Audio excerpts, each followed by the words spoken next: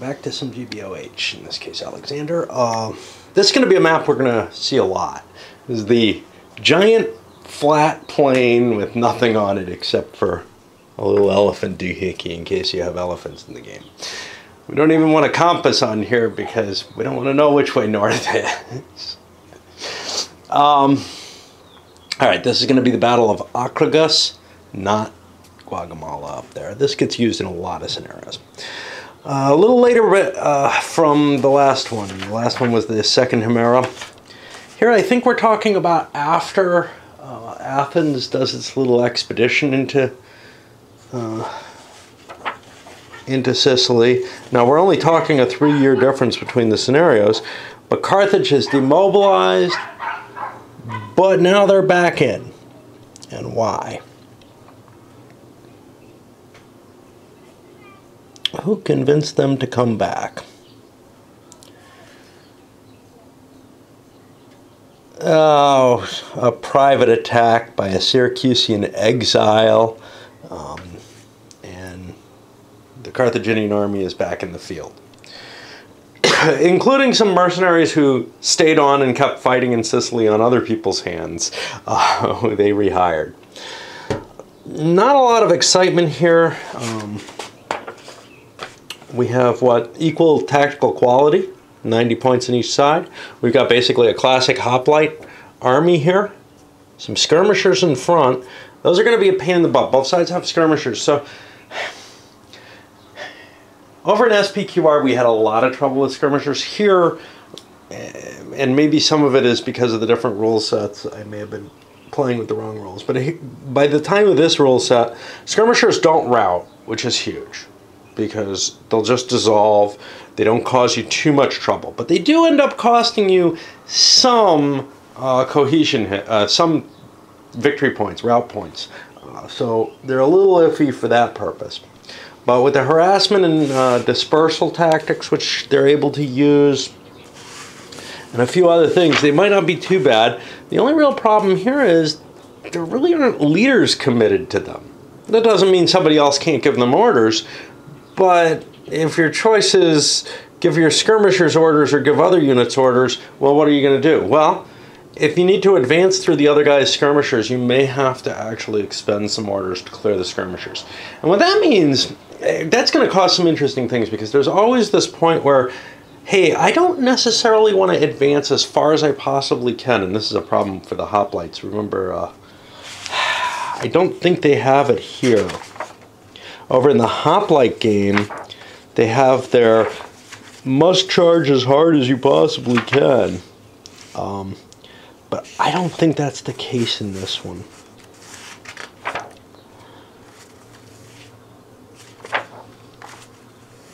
Which is kind of a pity. I kind of liked you had to move as hard, you know, once you... I remember a momentum roll in this. So there must be something. Like once you get them started, you can't stop moving forward. I'll have to find it. I don't know. Anyway, one of the things that happens in a lot of these GBOH games is one side positions themselves at the perfect range, and then neither side wants to go forward particularly. Now somebody's got to decide, yeah, we're going to actually fight this, or there might be actions happening elsewhere on the map that have some effect on this. Anyway, what do we have here for special rules? We have these line eligibility sections. Skirmishers don't have to be, and chariot skirmishers, which is this line, don't have to be adjacent. They can have a couple intervening hexes. That's cool because that's how they're set up. If they're going to be used, it's going to be really hard to command them when they're spread out like that. Dionysus the Adjunctant. So Dionysus is going to be used in another scenario. It's over here, and he's an elite leader in that scenario. He's not here, and he's not the overall commander. The overall commander's here. He probably has... He does not seem to be one of the people who's called out for having a strategy rating, unless he's B. Yeah, he's B. Okay, so he has a strategy rating of 5 for this scenario. If he wants to try to create a line command on his own. This didn't get as flat as I'd hoped it had. Okay, Daphneus. This is our commander-in-chief for the Syracusian side, and he ends up getting, I think, stoned to death after this battle, even though he won it, because he didn't pursue as hard as he should. But he ends up being able to shame the Syracusians into doing a better job.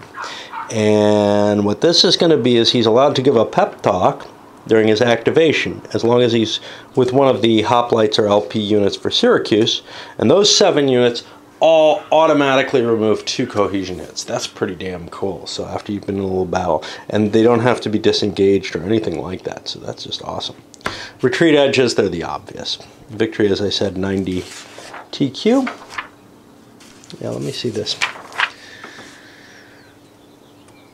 The Greek soldiers were furious at cowardice by the generals for not storming another Punic camp after the battle. 4 of the 5 generals were stoned to death, and Daphneus was disgraced. Okay, great. Awesome. But that's from the aftermath of this.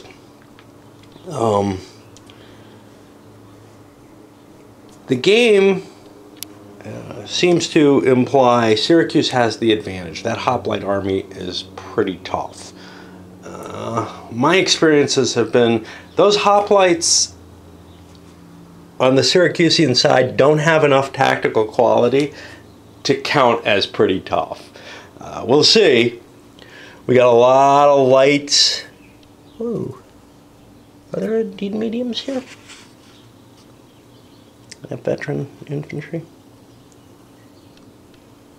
Yeah, there are. We got a lot of lights, a lot of missile capability. So far, we've seen these units be able to clean the clocks of the hoplite armies in the battles we've played. So, I don't feel terribly secure in that hoplite army, to tell you the truth. So far, Carthage has done a pretty good job with their much less hoplites. Of course, historically, yeah, this may be my flaw rather than anything else. I may not know how to handle those hoplites.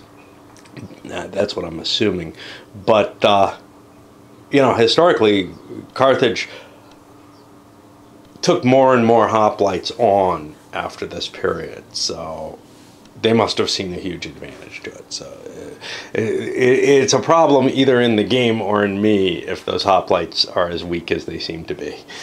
After about a day of no playing, and probably today I'm not going to get much in either. I've got a lot of work and a tight deadline where I'm actually working well outside normal hours and just don't have time to play much. But I like to start my mornings with something. So we get a trigger over here, which is in this game, unlike the base Alexander game, you have to roll a die to see who goes first. I guess it's not a big deal. Anyway, this guy had lowest initiative. He went and when the die roll, he went first, or lost it, and pushed these cav forward. And this is a case of, and by the way, they had the die roll of doom, which didn't end up generating anything funky. This is the case of you want to find some sort of perfect distance away, and in a sense this is the same kind of geometric optimization that I complained about over in 6 Days of Glory recently.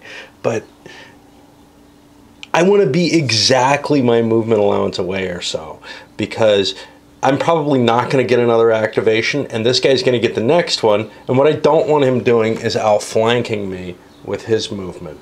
So I got to look at his movement and make sure he's not going to be able to outflank me. He's still going to have an advantage because he has more cav than I do. That's just the nature of the beast. I could hang back and not advance at all. But by putting myself forward, I am drawing his cav forward, and maybe something cool will happen from that. Who knows? Next issue is I moved the skirmishers, and they actually got a momentum. I hate the term momentum. It should be continuation, because momentum implies something else like, and was thinking about this. The Hellenic law of inertia. I would want to use momentum for that because that's what's going on. That rule and some others actually caused some problems for me mentally. I had to spend a few minutes looking things up, considering whether or not I wanted to move this line. But anyway, I moved forward the skirmishers and committed an act of malpractice and picked on the chariots. Now, I wiped out 3 of the Carthaginian chariots, but it shouldn't have happened that way, I don't think. Okay, so what happened was the first one I approached did an orderly withdrawal, thinking, hey, skirmishers have an advantage against chariots. Yeah, but it's not a big one. I didn't realize how pathetic they actually are. If you look at the Clash of Arms chart, a skirmisher attacking a chariot from the front is only a 1. You got to catch them from the sides or back. And that makes sense, but these guys were facing front, and I was charging them, and they ran away. Okay, well, you know, shit happens, right?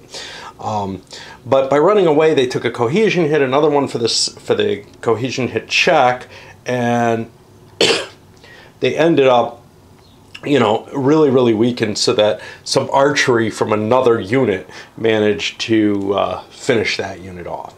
The second one and the third one, I attacked physically. Well, the second one, I got the ultimate die roll on the shock chart and ended up wiping it out because I was the one making the contact of the attack. The third one, I got knocked out on, but then another skirmisher went up and used some missile combat to finish it off. Nice thing about the skirmishers and the chariots, they disappear when they're routed. They don't go routing through your units. Bad thing about them, they still cost you here. I don't really think they do much, especially, so they're going to hurt a phalanx army, I think, a little bit more than they're going to hurt something like the Carthaginian army with its capability of moving at the speed it wants to and, you know, dealing with them on their own terms, just, you know, walking up near them and bam. And if they start to retreat, they cause problems, because if they withdraw back towards the main line, there's, I believe, still a penalty for interpenetrating your line when you do an orderly withdrawal through it. And then the skirmishers do nothing. And they also have no effect, right?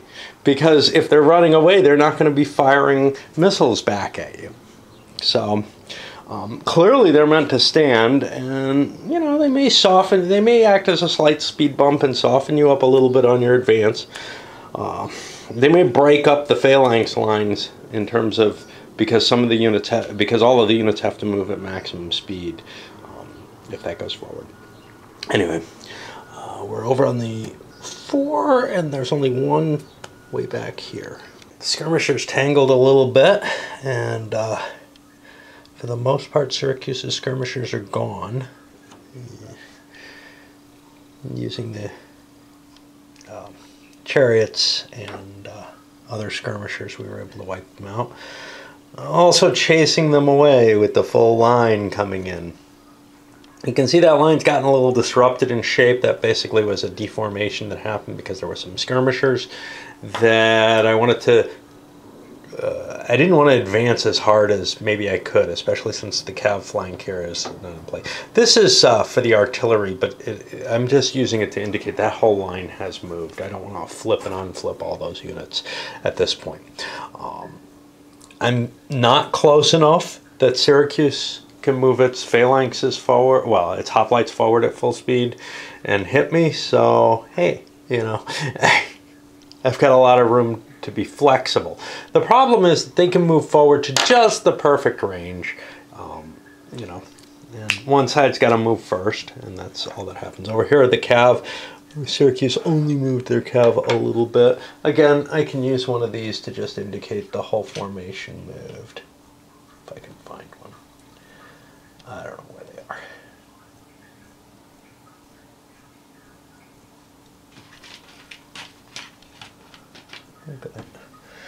I don't know what the hell I had there. These red squares. Whatever they are, they're pretty rare. I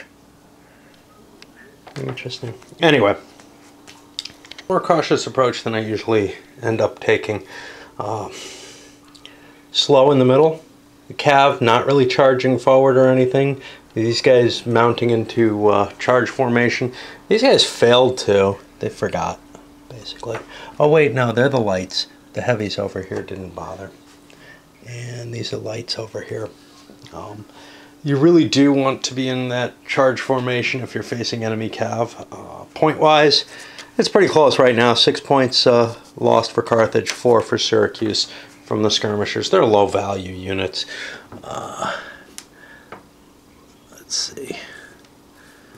Carthage lost 3 chariots. That's at 2 points each. And yeah, four skirmishers. So that's right. People passing, not completing their movement, whatever. In some cases, I kind of screwed up. Like this guy should have made a roll for continuation, see if he could rally those skirmishers a little bit. Not rally, but recover some of their cohesion hits. But, you know, I did that over here. This guy charged out and took care of that. Turn a little bit more farting around, trying to get the skirmishers out of the way. They're so damned useless. So, I mean, the thing is, if Carthage wants to engage, their skirmishers are in the way, and they break up their line. Now, they can presumably pass through and reform the line on the other side, because there aren't that many. If Syracuse, who has seemingly lost the skirmisher battle, wants to go through, they have to move up and deal with the skirmishers, which is going to be a little painful, and then that puts them probably in a position where Carthage can hit them with a solid line. On the other hand, those skirmishers don't really help in an attack. I can send them up and try to harass, but they're really, until they're out of the way, they're not providing anything except maybe a vague little defensive screen. On the other side, I'm ready to trigger this cav here. And I'm not sure what to do with it. It's light cav. It really can't face the heavy cav. Now I can run up and try to throw some javelins at it, and that doesn't work very well because then the heavy cav slams into the light cav. The light cav has the same movement allowance, so it's not getting away. And I just don't want to expose that flank, which of course means I probably want to pause and use these guys and then try to come forward in an echelon, refusing this flank and extending this one. Not exactly what I'd like to do with my hoplite line. I'd rather have it all smash forward, but... And here's the problem. I can't really do an echelon with the hoplites because once you get them moving, they have to go full speed. So I can move, you know, a squad, you know, a section of them 4 spaces forward. The other section will stand or move 4 spaces forward. Those are my options. So maybe...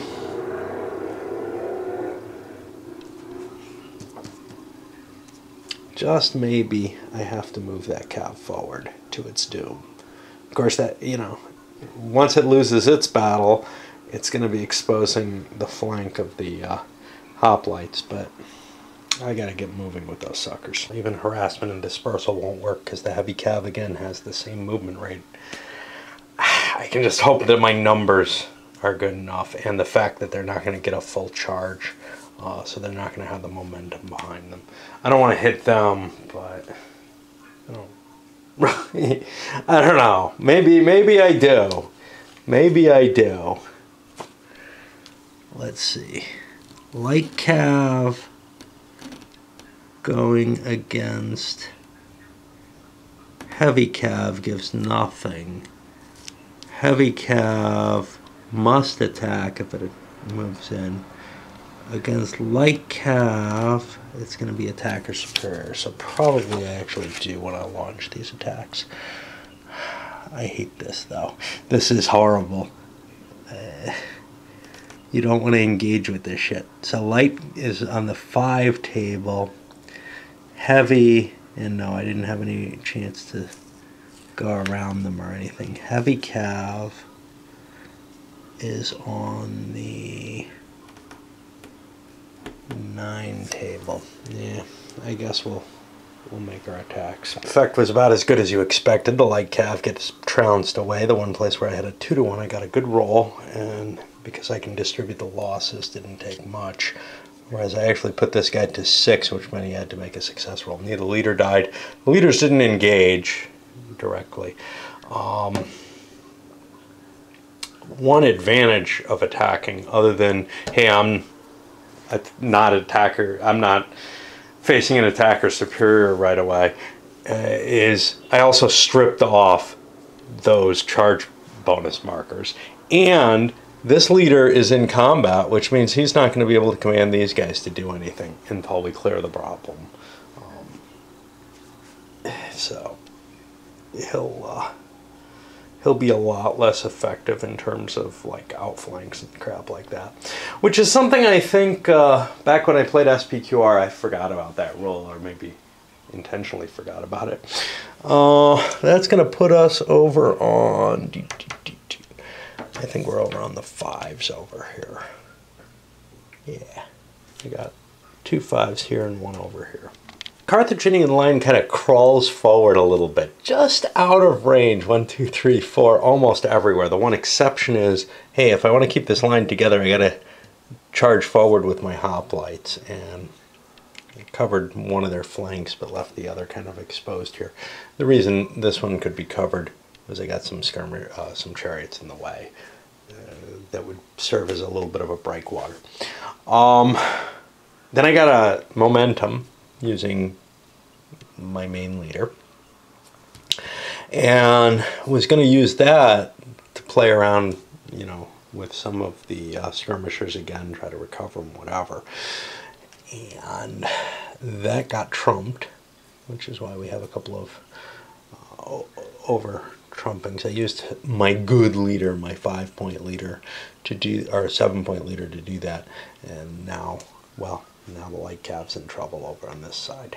Carthage's light cavalry is a little bit more effective than Syracuse's. In fact, Carthage's cav is in general a little better even in the heavies, but the lights are especially good. We have the Numidians here, which are just pretty good. Not as good as they become in the SPQR stuff. And then these are a little better, and they're a little better tactical quality than the heavies, but the advantage of the weight, numbers, whatever. 2 rounds of combat were taken.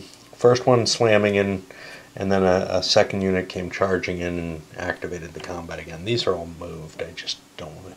Drove 2 of them away. Beginning to turn the flank there. This unit could not turn because it's pinned in 2 zones of control. However, it was allowed to try to attack its way out.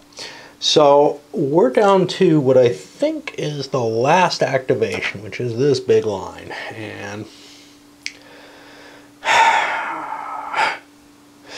it's going to get deformed by these skirmishers, but I think we need to try to push it forward. I'm not positive.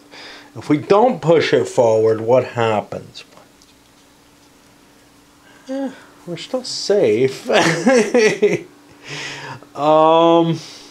The problem is those skirmishers, if they're going to do anything, are going to get into a better position, whatever that means.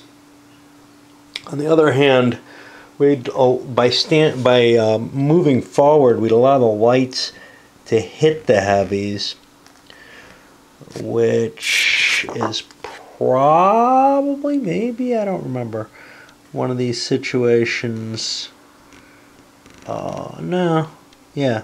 where the defender would not be superior. Now there's advantages to those hoplites though, defensively, when they're being attacked head on. So it's probably worth advancing. The other alternative though is to let the cav try to win the battle. Now of course I'm not going to be able to win it on this side. So I don't know. I just don't. These are the circumstances where you're just sitting there saying, "Well, should I move or not?"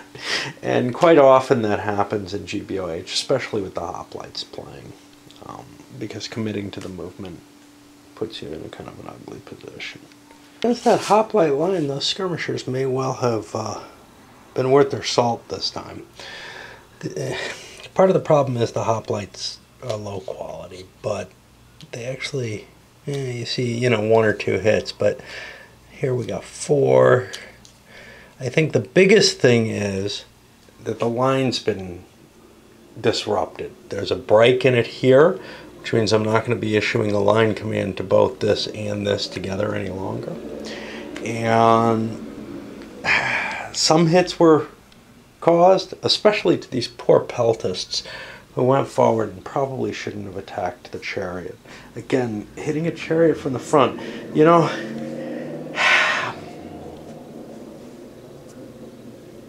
it's the same chart as is supposed to be used in SPQR, but I remember those chariots just being just garbage. I think they're not good here in terms of tactical quality.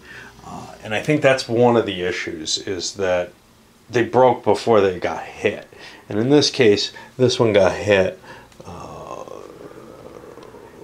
without breaking. So, I got a lucky roll to stand and actually was somewhat effective there. I forgot to mention that personal combat here resulted in our future elite leader in a later scenario or scenarios being wounded. And then in the next round, when they fought again, this guy got finished, a minor wound or whatever. So we got the routing units, Cav running away in both sides, the light Cav not being able to hold up. And we'll be pushing into the next turn. Cav battle over here resolves first, and it opens up with a kind of exciting little personal combat where Gizgo gets killed. However, Maharatis is his force is routed, his unit is routed. We actually had mutual routing with 1 unit from each side routing. They paired off to fight. This couldn't be used because the leader was locked in combat, so nothing there. And then we're swinging over here. I don't know what to do. I got kind of too many leaders on the Syracuse side. Probably can't run fast enough to try to rally units, and if I try, there's a pretty good chance that I'll fail. I show you the after effects of a maneuver or something. Well, here I'm showing you in the midst of one. The entire Carthaginian line has moved forward. They've been firing. Now, the phalanxes have significant defensive advantages against the missile fire, but still, they've taken some significant hits. This guy had already taken some, as probably had this guy. I also have to mark, and theoretically you should mark every single counter, but I'm not going to do that, and the counter mix doesn't support it in any one game. So I've got, like, from here, we're going to have to check TQs running across here. And then once I get here, yeah, still have to check. Over here, it's a must shock, have to check. These guys should not be. These guys are no check, because they were already in contact. Then this guy has to check, but these guys don't, and likewise, the phalanxes have to make the same checks. We have a couple of places where, because of the deformation of the hoplite lines, I use phalanx here. Technically, yes, they are hoplite phalanxes, but I don't want to get people confused to think that those are Macedonian phalanxes, which are a specific unit type in the game. Phalanx type versus hoplite. Anyway, the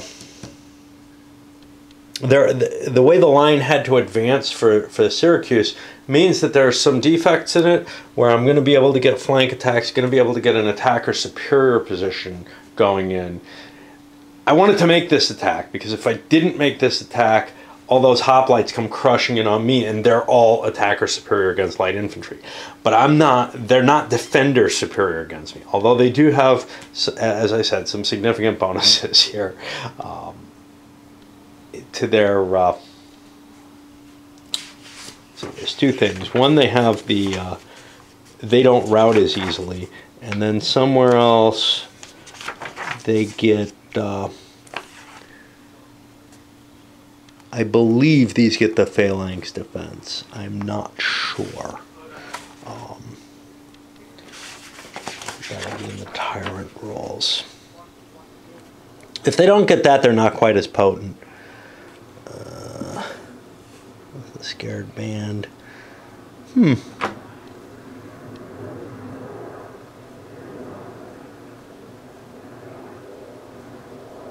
I thought there was a rule that the hoplites in this were a little bit tougher, but maybe I'm confusing it with the sacred band. That's hoplites, because I do not see anything that gives them the full benefits here. Alright, the net result, a couple of those hoplite units were destroyed, leaving some big holes. It's not quite as bad as it might have been, but it's not pleasant. The numbers under some of these, well, you know, they're middling. We had a couple of... this unit. We had a couple of these hoplites, which...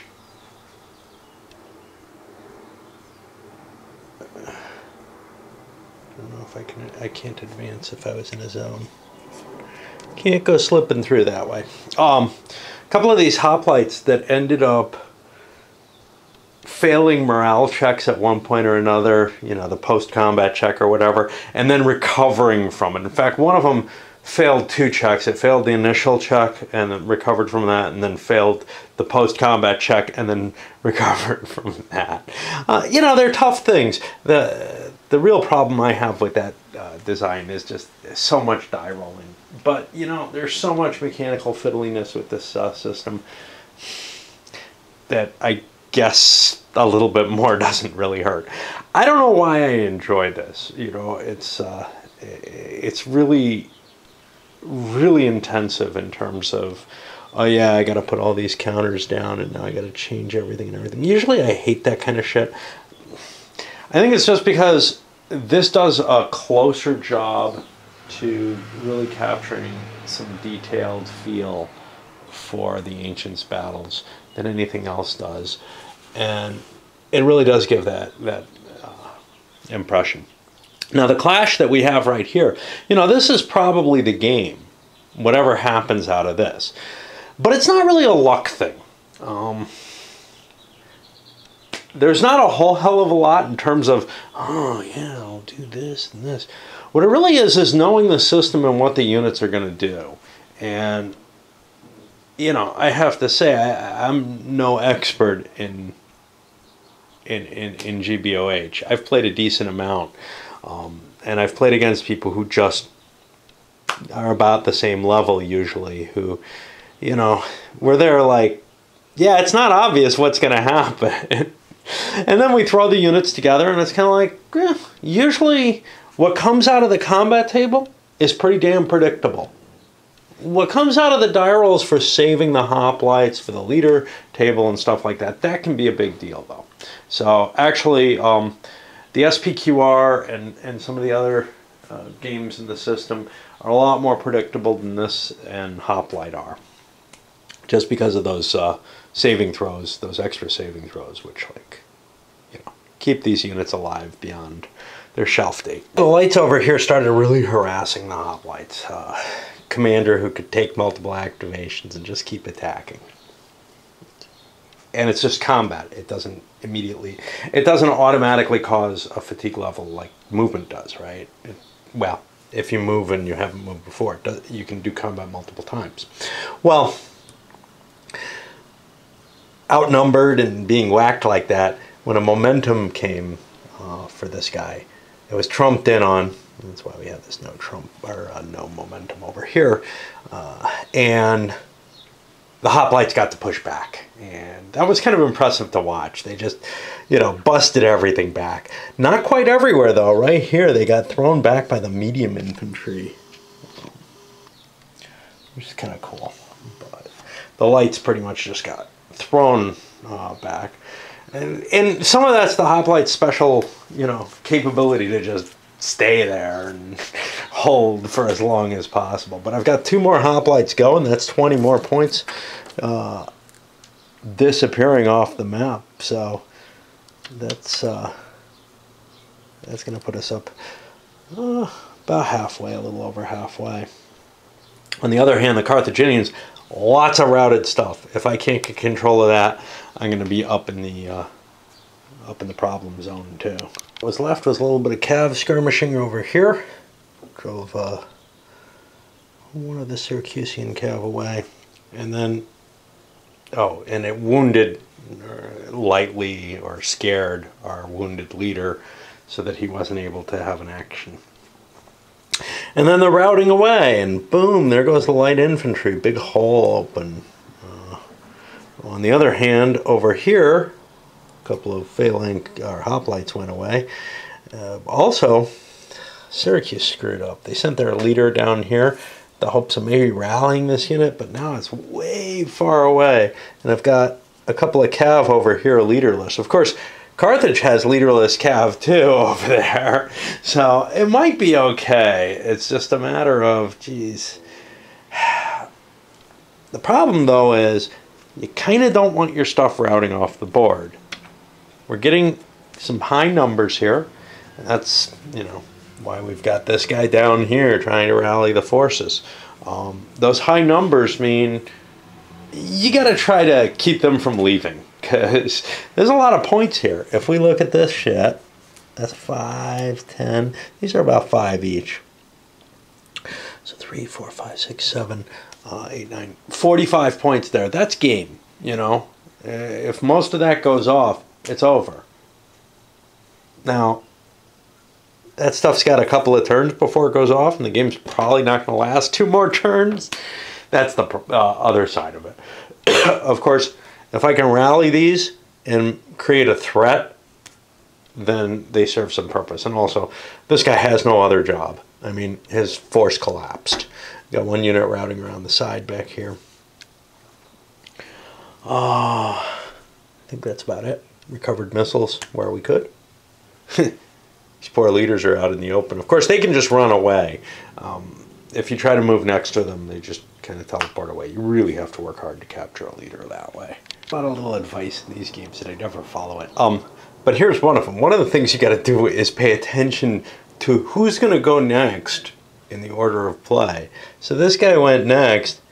Did a little repair work back here, but he triggered this thing to just slide around and slam into those light infantry, and that's breaking up this part of the line. Now, this doesn't look like there's a line here, but all these no missiles, those are all the Carthaginians, so it's not like they've completely collapsed, but this side has. And Carthage gets to swing back where they got their medium infantry, their hoplites and whatnot, managed to break ones in the pile because it couldn't retreat, but three of those hoplites, and they're not going. I mean, they're routed. They're going. That's 20 more points. Right now we're at 59. 20 more is 79. So, you know, we're 1 more of them and it's over. On the other hand, there is a lot here, and I ignored these. Took a finished marker instead because I failed to get my momentum. A hard call here with Daphne's the leader, the overall commander. He was sitting over here. Not much he could do with the units here. The hoplites had routed. So he had 2 choices. This way, in which case he could maybe try to pound into the lights. He's at a little bit of a disadvantage over here, but overall, that's not a bad thing. If I had nothing else, I would have done those fights. And then maybe I could, oh, by the way, our cav recovered over here. Then maybe I could use the cav for something too.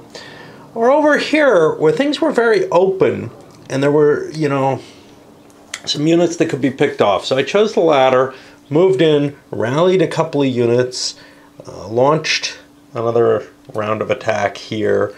The peltists went in, they were successful. These guys not so successful. Momentum roll, die roll of doom, crisis of faith, everything pulls back. The die roll, I mean, failing the momentum's the big deal. I really needed another action. Over here I wouldn't have. I would have been attacking in 3 places, but here I'd be facing, at least in one of these, three units versus my 1. My units are already a little tired, a little beaten up, so there was a good chance that I could end up routing my own stuff. Here, it was pretty unlikely, although this tried. All right, well, our heroic someday superhero ran back and forth, rallied units here, led the or ordered a cav attack here that kind of mixed results. I think he rallied a unit there, then ran back and ordered the hoplites forward.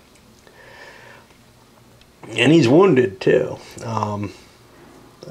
The attacks cleared out some of the problem, some of the crap that was sitting there waiting to be picked off. You can see the routes leaving the board. Point-wise, Carthaginians are up to 69. Now they have a lot more routing units than that, but they're not off the board yet. Syracuse is at 86. Another hoplite goes, and it's all over. Pretty much anything else, too. Pretty much any unit. But the thing is, other units I can allow to route for a while. Carthage is running out of board in terms of the stuff that they're routing, which is why they tried to rally stuff, among other things. It's kind of nice to have troops. We're in a weird sort of turn. Everybody's been rallying. I don't know, this guy came back, brought some, just some recovery points, but elsewhere, a little bit of skirmishing here, which routed one of the heavy cav with some missile fire. But over here, rallying attempts were made. Now they're dangerous because they pumped the TQ losses for Carthage up to 87. Now, if I hadn't rallied at least these guys, they would be coming off the map and would have lost the game automatically. So they were a had to do. Over here, I didn't really have to, and I think I lost one unit that maybe I shouldn't have even been trying either of them. And the answer is clearly yes, I should not have. The route number's up to 97 now, with Syracuse still sitting at 86. Now, the Carthaginians still have, nope, I lied. They have no leaders left, and the Syracuse managed to plow into some of the units back here. Oh, this guy's not finished. They do have a leader left. Several actions knocking into here. There's no way I'm going to be able to launch an attack here, which is where I might be able to get some score racked up. I was hoping for a continuation with this guy. It didn't happen, and now I just don't see it. There's a routed unit here. These guys are rallied. They can't do anything. It's over. I can try to move this guy, but if I do, to try to get him over here, he'll get trumped in on if he gets a momentum. So let's see what we get here. 1, I think he's allowed to do this. 2, 3, 4, 5, 6, 7, 8, 9. I don't think he can rally adjacent. He's not in a zone, so he can leave, but I don't think he can rally. It's of no importance. Okay, so now I roll for the continuation, and I get it, and now I'm going to try to trump him. That guy was a 7, but his wound gets him down to a 6. Uh-oh. This could change things.